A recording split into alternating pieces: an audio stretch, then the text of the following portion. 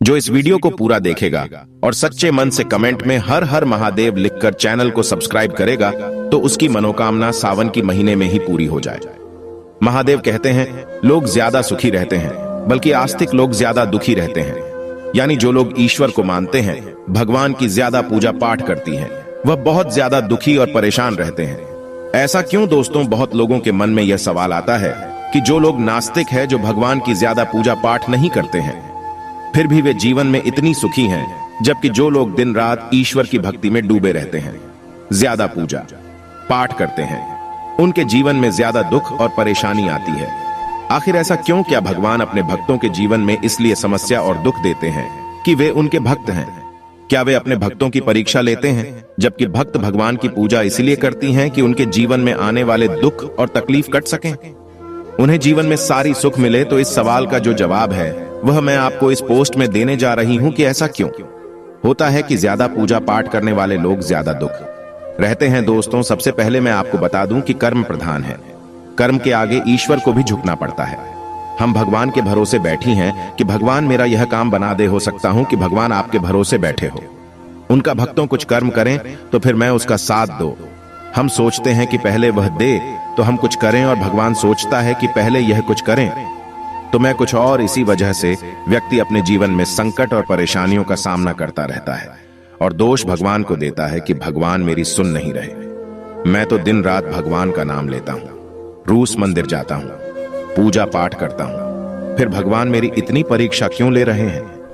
दोस्तों, आपको बता दूं कि जो लोग नास्तिक होते हैं, जो भगवान को नहीं मानते हैं, ज्यादा पूजा पाठ नहीं करते हैं, तो उनको सिर्फ एक ही चीज का पता होता है कि मुझे काम करना है और अपना जीवन सुधारना है। जितना काम करूंगा उतना पैसा आएगा, काम करूंगा तभी सारी सुख सुविधाएं मिलेंगी, काम करके ही जीवन में सफलता मिलेगी। यानी मैं करूंगा तभी जीवन में चीजें होंगी, वरना नहीं होंगी। लेकिन जो लोग भगवान को मानते हैं, वह अपने आप को आगे ना रखते हुए भगवान को आगे रखते हैं। वही होगा जो भगवान चाहेंगे। वह चाहे तो मेरी गरीबी मिटा सकता है, भगवान चाहे तो मुझे गाड़ी बंगला पैसा सब दे सकता है, भगवान चाहेगा तो मेरे जीवन में कोई भी परेशानी नहीं आएंगे। हर चीज वहां भगवान के भरोसे ही छोड़ देता है। ऐसा नहीं होता कि आप भगवान की पूजा पाठ करेंगे तो कोई पैसों की बारिश होगी। ऐसा होता तो सब लोग अपना काम धंधा छोड़कर सिर्फ भगवान के सामने ही सारा दिन बैठे रहते हैं कि पैसा तो अपने आप ही मिल जाएगा, तो काम करने की क्या जरूरत है। भगवान चाहेगा तो कहीं से गड़ा हुआ धन मिल जाएगा, हर चीज आसान हो जाएगी, घर में अनाज भर जाएगा। तो जिन लोगों की ऐसी सोच होती है कि भगवान चाहे तो सब कुछ हो सकता है, तो जिन लोगों की ऐसी धारणा है तो वह गलत है।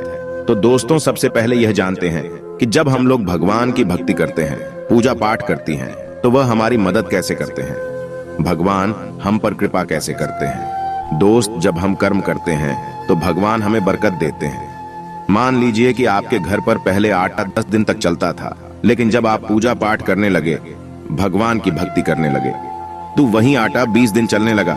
एक और एग्जाम्पल बताती हूँ कि मान लीजिए आपकी सैलरी 10,000 है और पहले आपके घर खर्च में पूरी सैलरी खत्म हो जाती थी, बल्कि कम पड़ जाती थी। लेकिन जब हम भगवान की भक्ति करते हैं, तभी इसी सैलरी में हमारा घर बहुत अच्छे से चलता है, क्योंकि फिजूल खर्ची बंद हो जाती है, रूप बीमारी में पैसा लगना कम हो जाता है। इसी वजह से इसी सैलरी में आपका घर अच्छे से चलता है, बल्कि इतने पैसों में घर में बरकत भी बनी रहती है।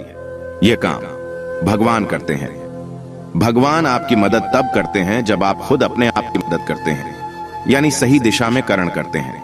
इसी कारण नाश्ते के लोग आशिक लोगों से ज्यादा सुखी होते हैं, क्योंकि भगवान के भरोसे नहीं बैठे रहते हैं।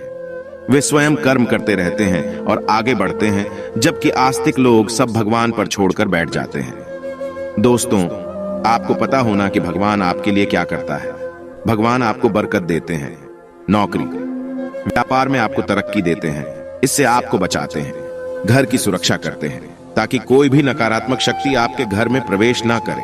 इसीलिए आपको बता दूं कि भगवान की भक्ति और पूजा पाठ के साथ था कर्म पर ध्यान जरूर दें कि आप सही दिशा में कर्म करेंगे तो भगवान आपको उसको पाने में मदद जरूर करेगा, लेकिन बैठे बैठे वह चीज तो भगवान आपको नहीं देगा।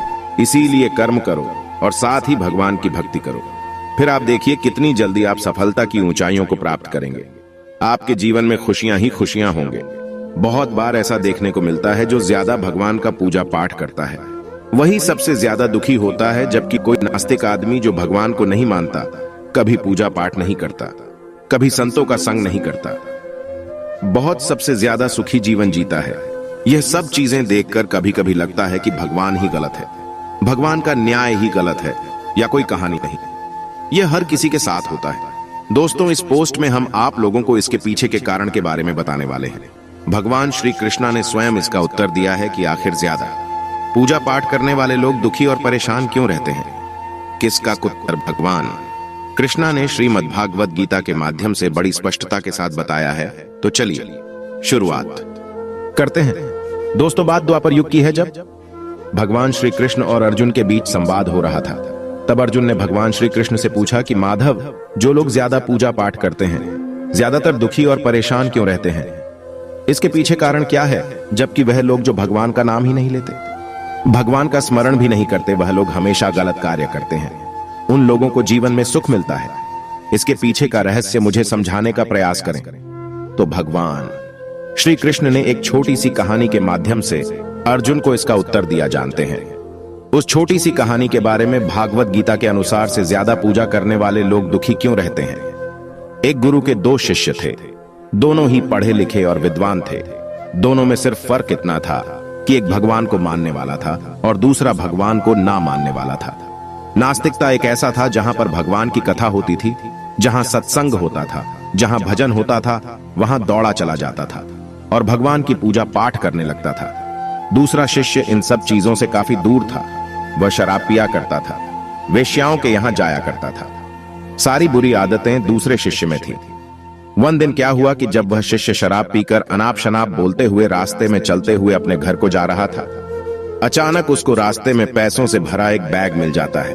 उसकी खुशी का ठिकाना नहीं रहता। बहुत जोर जोर से चिल्लाते बताता है, आज मुझे पैसों से भरी भेद की थैली मिल गई है, मेरा जीवन सफल हो गया, इन पैसों से अपने जीवन की आवश्यकताओं की पूर्ति कर लूंगा। वही दूसरा मित्र मंदिर से भजन करते हुए अपने घर को जा रहा था।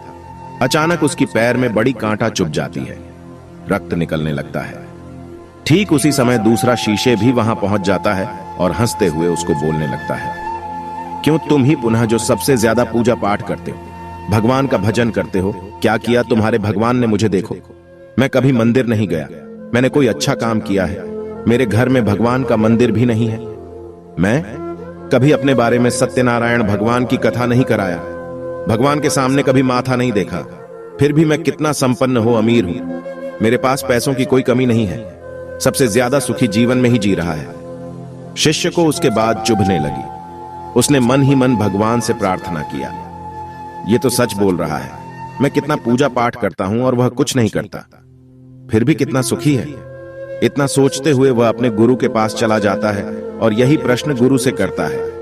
गुरुजी मुस्कुराते हुए बोलते हैं, भगवान जो करते हैं अच्छे के लिए करते हैं, जिसकी जैसी योग्यता होती है उसको उसी के अनुसार फल देते हैं। अब तुम्हारे प्रश्नों का उत्तर तुम जानते हो, भगवान ने पैरों में ही क्यों काटे चुका है और उसको पैसे से भरी बैग क्यों मिली। सुनो, तुमने पिछले जन्म में बहुत पाप किया था, इसलिए तुम्हारी आज मौत होने वाली थी। तुम बच गए क्योंकि तुम मंदिर गए थे, तुम भी भगवान की पूजा की थी। यही कारण है कि तुम्हारी मौत ना होकर सिर्फ एक कांटा ही चुभा। अब तुम्हारी मित्र की बात करते हैं। वह पूर्व जन्म में एक संत महापुरुष था, इसलिए उसकी जीवन बदलने वाली थी, करोड़ों की संपत्ति का मालिक बनने वाला था। मगर इस जन्म में उसने कोई भी अच्छा कार्य नहीं किया, इसलिए पूर्व जन्म के फल के अनुसार उसको थोड़े से पैसे मिले, जबकि वह अरबों की संपत्ति का मालिक बनने वाला था। भगवान को दोष देना छोड़ दो, अपनी वर्तमान के समय का सदुपयोग करें, भविष्य अपने आप सुधर जाएगा। इस प्रकार उसकी आंखें खुल गईं और उसे पूजा पाठ में लग गया। तो यही करना होता है कि जो पूजा पाठ करते हैं वह इतना दुख क्यों रहते हैं। उम्मीद करता हूं हमारी दी गई जानकारी अच्छी लगी हो तो वीडियो पर एक लाइक और चैनल को सब्सक्राइब कर दीजिए, ताकि आने वाले वीडियो सबसे पहले आप तक पहुंच सके।